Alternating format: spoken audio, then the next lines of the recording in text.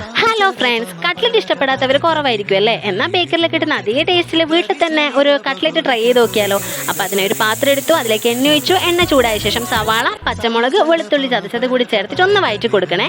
ഇതിലേക്ക് മഞ്ഞൾപ്പൊടി, ഗരം മസാലപ്പൊടി, മുളക് പൊടി കൂടി ചേർത്തിട്ട് ഇതിനെ പച്ചക്കുത്തൽ മണം മാറിയതിന് ശേഷം കുറച്ച് വെള്ളം കൂടി ചേർത്ത് കൊടുക്കുക. അതിനുശേഷം നമ്മുടെ മെയിൻ ഇൻഗ്രീഡിയൻ്റ് ആയിട്ടുള്ള ബ്രെഡ് എടുത്തു. ബ്രെഡിൻ്റെ 4 സൈഡും ഒന്ന് കട്ട് ചെയ്ത് കളഞ്ഞു. അതിൻ്റെ വൈറ്റ് പാർട്ട് എടുത്തു. അതിനെ അറഞ്ചം പുറഞ്ചം മുറിച്ചിട്ട് നമ്മുടെ ഈ ഒരു മസാലയിലേക്ക് ചേർത്ത് കൊടുക്കുക. അതിനെ ഒന്ന് നല്ലോണം മിക്സ് ചെയ്ത് അതിൻ്റെ മസാലയൊക്കെ ഈ ഒരു ബ്രെഡിലേക്ക് വന്നതിന് ശേഷം ഇതിൽ ഓൾറെഡി വേവിച്ച് വെച്ച ഉരുളക്കിഴങ്ങും ഗ്രീൻ പീസും കൂടി ചേർത്ത് കൊടുത്തിട്ടുണ്ട്. അതിനൊന്ന് ഇളക്കി മറിച്ചെടുത്ത് നമ്മുടെ മിക്സ് റെഡിയായി.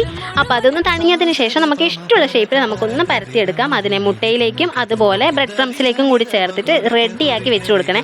ഞാനിവിടെ പല തരത്തിലുള്ള ഷേപ്പിൽ എടുത്ത് വെച്ചിട്ടുണ്ട്. അപ്പോൾ എല്ലാം കറക്റ്റ് ഷേപ്പൊന്നും കിട്ടിയിട്ടില്ല, എന്നാലും നമുക്ക് ടേസ്റ്റ് ആണല്ലോ പ്രധാനം.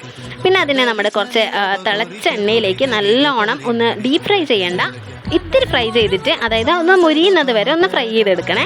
അപ്പോൾ അടിപൊളി ടേസ്റ്റിൽ നമുക്ക് അടിപൊളി ഒരു കട്ട്ലറ്റ് കിട്ടും. ഇങ്ങനെയാണെങ്കിൽ നമുക്ക് ബേക്കറിയിലൊന്നും പോയിട്ട് വെറുതെ കട്ട്ലറ്റ് വാങ്ങേണ്ട ആവശ്യമില്ല. വീട്ടിലുള്ള കുറച്ച് സാധനങ്ങൾ വെച്ചിട്ട് ടേസ്റ്റി ആയിട്ടുള്ള കട്ട്ലറ്റ് ഉണ്ടാക്കാൻ പറ്റും.